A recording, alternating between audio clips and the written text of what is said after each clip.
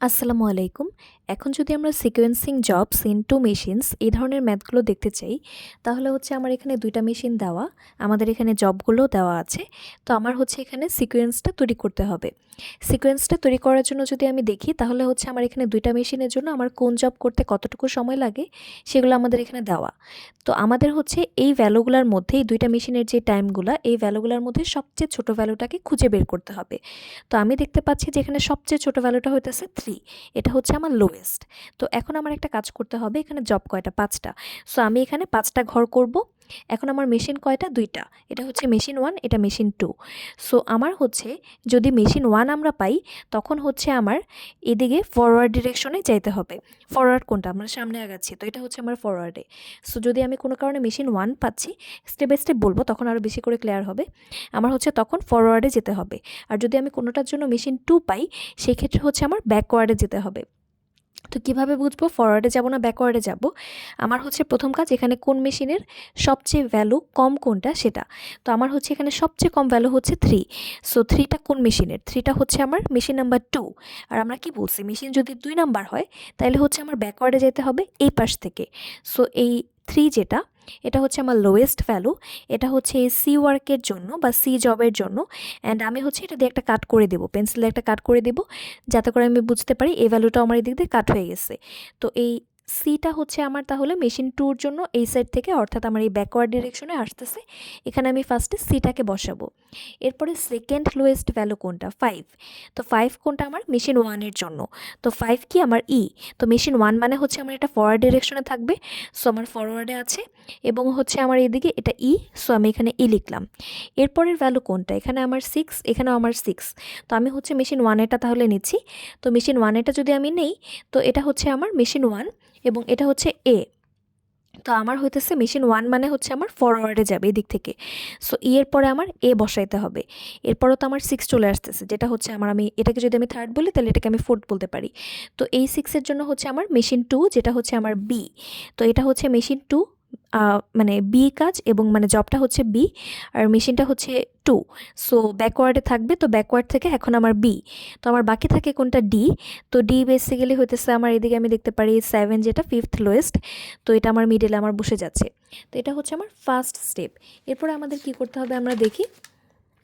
আমাদের হচ্ছে এই জব সিকোয়েন্স, আমি এই যে এখানে আমরা জব সিকোয়েন্সটা কেবল পেলাম, এই যে E A D B C, just এই সিকোয়েন্সে আমি হচ্ছে এখানে লিখব। So E A D B C, এগুলো আমাদের লেখা হয়েছে। এটা লেখার পরের কাজটা কি আমার? এখানে হচ্ছে আমার মেশিন 1-এর জন্য 3টা পোর্শন করব, একটা ইন, একটা আউট, মিডল এটা হচ্ছে ডিউরেশন। আবার মেশিন 2-এর জন্য হচ্ছে আমরা ইন আউট ডিউরেশন এটা করব। তো এখন হচ্ছে আমার যেটা দেখতে হবে সেটা হচ্ছে আমার ডিউরেশন কি। ডিউরেশনটা লেখার সময় আমার খেয়াল রাখতে হবে, আমি যখন মেশিন 1-এর ডিউরেশন লিখব, আমার এখানে কিন্তু হচ্ছে ই এর ডিউরেশনটা লিখতে হবে। এখন কিন্তু মেশিন 1-এর এই ডিউরেশনগুলো আমার দেওয়াই আছে, কিন্তু হচ্ছে আমি এবিসিডি এই স্টাইলে কিন্তু লিখতে পারবো না, আমার কিন্তু সিকোয়েন্সটা চেঞ্জ হয়ে গেছে, জবের সিকোয়েন্সটা। সো জবের সিকোয়েন্স ই। তো ই এর জন্য মেশিন 1-এর ডিউরেশন কত ছিল? এই যে আমি যদি এদিকে আসি, তাহলে হচ্ছে আমার ই ওয়ার্কের জন্য মেশিন 1-এর ডিউরেশন ছিল 5। তো আমার হইতেছে এরপরে এ এর জন্য আমার মেশিন 1-এর ডিউরেশন হচ্ছে 6। তো এখন কিন্তু আমাদের জিনিসটা এই প্যাটার্নে যাবে। তো এই জন্য হচ্ছে এই যে আমার 5, এরপরে হচ্ছে আমার 6। তো এই প্যাটার্নে কিন্তু আমরা পুরাটা বের করব। আবার হচ্ছে in the same way machine 2 এর জন্য আমার ডিউরেশনগুলো, আমার ফার্স্টে হচ্ছে ই এর ডিউরেশন দিতে হবে, তারপর হচ্ছে এ এর ডিউরেশন দিতে হবে, তারপরে ডি এর ডিউরেশন দিতে হবে। এভাবে হচ্ছে আমার এখান থেকে ভ্যালুগুলো নিয়ে নিয়ে বের করতে হবে। তো এটা হচ্ছে আমার স্টেপ 2 এর ফার্স্ট কাজ। এরপরে আমার কি করতে হবে, আমি যদি দেখি মেশিন 1 এবং মেশিন 2 মানে কানেক্টেড থাকবে। সো এখন হচ্ছে ফার্স্টে মেশিন 1-এ আমার যখন ইন হবে, তখন হচ্ছে আমার 0 টাইম নিচ্ছে ইন হওয়ার জন্য। তো এখানে হচ্ছে আমার 0 বাই ডিফল্ট লিখতে হবে। ডিউরেশনটা আমরা হচ্ছে যে ডেটা দেওয়া থাকবে সেখান থেকে দিয়ে দিতে পারতেছি, জাস্ট হচ্ছে সিকোয়েন্সটা মেনটেন করতে হবে। M1-এর ডিউরেশন দেবো, ঠিক আছে, কিন্তু এখানে অবশ্যই আমরা যাতে যে সিকোয়েন্সটা আমরা এখানে পাইছি সেই সিকোয়েন্সটা ইউজ করি।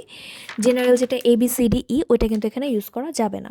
তো এরপরে হচ্ছে আমার ইন তো হইলো শূন্যতে, তো 5 ইউনিট গেল সময়, তো আমার এখানে তাহলে 5 আসতেছে। আবার এই 5টাই হচ্ছে আমার তখন আবার ইন হিসেবে মানে ইন হিসেবে যাচ্ছে আর কি। তো এই 5-এর সাথে যদি আমি 6 যোগ করি তাহলে হচ্ছে আমার 11। আবার এই 11টা এখানে আসতেছে, 11-এর সাথে আমি 9 যোগ করলে 20 পাচ্ছি। আবার এই 20টা এখানে আবার ইন হচ্ছে, এই 20-এর সাথে 11 যোগ করলে আমি 31 পেয়ে যাচ্ছি, এবং এই 31টা এখানে আসতেছে, এটার সাথে আমি 7 যোগ করলে 38 পেয়ে যাচ্ছি। এখন আসি একটা মজার ব্যাপার, এটা যেহেতু এই দুটা মেশিন যেহেতু কানেক্টেড, সো এই মেশিনের প্রথম আউটপুট আসার আগে এই মেশিন কিন্তু কোনো কাজ শুরু করতেছে না। তো সেই ক্ষেত্রে আমার কি হবে, এখানে আমি 0 থেকে শুরু করতে পারছিলাম, কিন্তু এখানে আমরা সেই জিনিসটা পারবো না। এখানে আমার এই মেশিনের প্রথম আউটপুটটা আমি পাচ্ছি 5 ইউনিট পরে, সো এখানে আমার ইন হবে 5 ইউনিট পরে, এই জিনিসটা আমার খেয়াল করতে হবে। সো এই ভ্যালুটা এখানে 5 আকারে চলে গেল।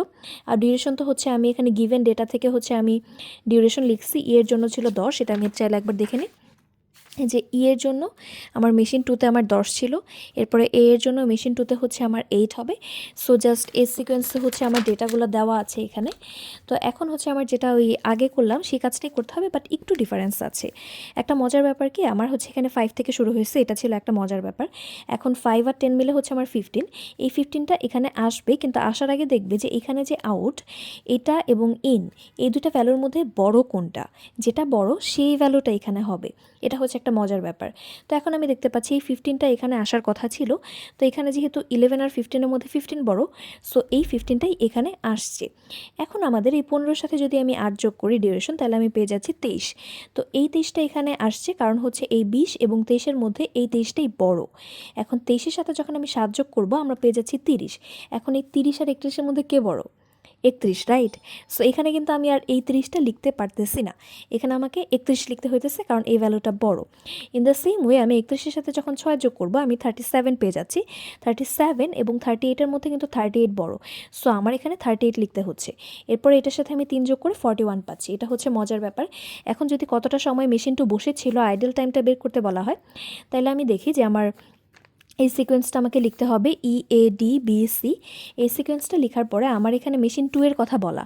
তো এখানে মেশিন 2তে আমরা কি দেখতেছি, এটা কিন্তু মানে 0 ইউনিটে কাজ শুরু করতে পারতেছে না। ফার্স্টে হচ্ছে আমার সময়ে এখানে আমার 5 ইউনিট ওকে বসে থাকতে হইতেছে, 5 ইউনিট থেকে কাজ শুরু করতে পারতেছে। সো এখানে আমার হবে 5।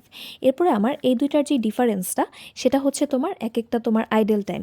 তো 15 আর 15 ডিফারেন্স হচ্ছে 0, আবার 23 আর 23 ডিফারেন্স হচ্ছে 0। এখন এই 31 থেকে যদি আমি 30 বিয়োগ করি আমি এখানে 1 পেয়ে যাচ্ছি, আবার 38 থেকে যদি আমি 37 বিয়োগ করি তাহলেও আমি 1 পেয়ে যাচ্ছি। তো এইভাবে হচ্ছে আমার আইডল টাইমটা আমি বের করতে পারি।